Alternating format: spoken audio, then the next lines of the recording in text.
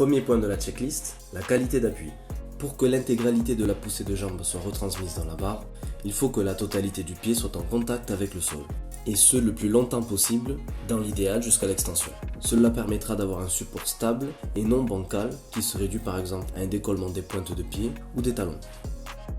Deuxième point de la checklist, la position des épaules par rapport à la barre. Une position trop redressée, du type soulevé de terre, rendra très difficile la montée en pointe de pied. Elle entraînera aussi une extension qui fera faire un arc de cercle à la barre et sera donc très difficile à stabiliser en réception. Garder les épaules devant la barre jusqu'à 3/4 cuisse permettra d'utiliser la totalité de l'extension de jambe, d'avoir une extension verticale et non vers l'arrière, et donc une trajectoire de barre plus rectiligne.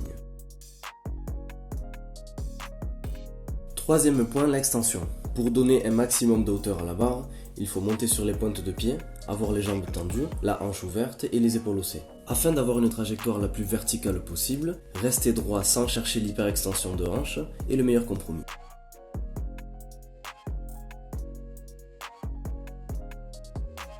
Quatrième point, le troisième tirage. À mon sens, le meilleur exemple dans le domaine, c'est l'achat à la khadze. Il sert à continuer de donner de la hauteur à la barre afin de permettre à l'athlète de se tirer dessous.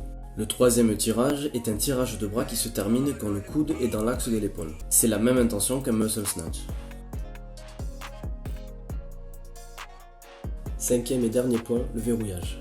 Pour un verrouillage solide et stable, la barre doit être dans l'axe des épaules, la tête légèrement avancée et les omoplates serrées. Cela permettra d'être mid-foot pendant l'overhead squat, c'est-à-dire que le centre de la barre sera au milieu du pied sur une vue de profil. Bien entendu, il y a d'autres points à checker. Ces 5 points sont faciles à vérifier et impacteront positivement votre snatch s'ils sont respectés.